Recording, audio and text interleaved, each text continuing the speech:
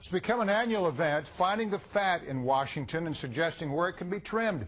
It's called the Congressional Pig Book, and the group Citizens Against Government Waste says there's still plenty of pork in bills passed and signed into law. Our national correspondent Christine Frizzau is live on Capitol Hill to break down all these numbers. Christine?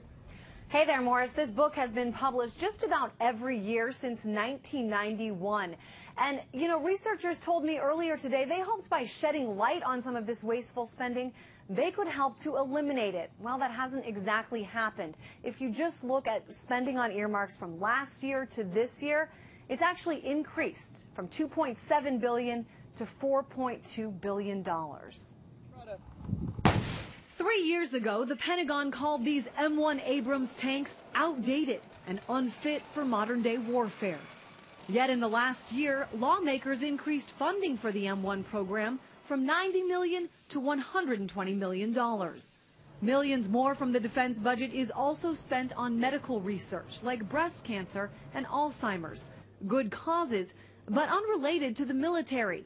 The business of the Department of Defense is not to fund health programs or research. That's the business of the Department of Health and Human Services. While DoD spending makes up the majority of what Citizens Against Government Waste calls pork, there are plenty of other programs identified in this year's Congressional Pig Book.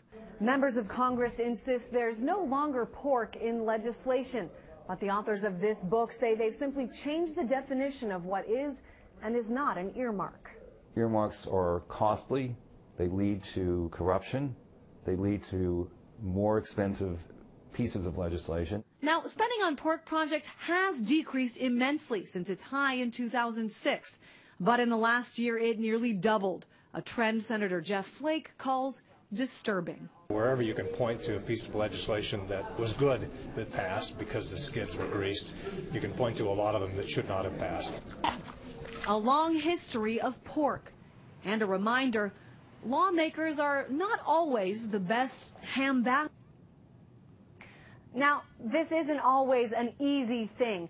You've got lawmakers who have jobs that are created in their districts because of some of these programs, even if they're not considered necessary. So, as you can imagine, this is why some of this keeps getting into the bills year after year. Morris?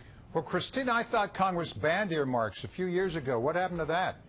They did, Morris, back in 2011, but even though they're not technically allowed, a lot of times lawmakers figure out a way to get certain items put back into legislation.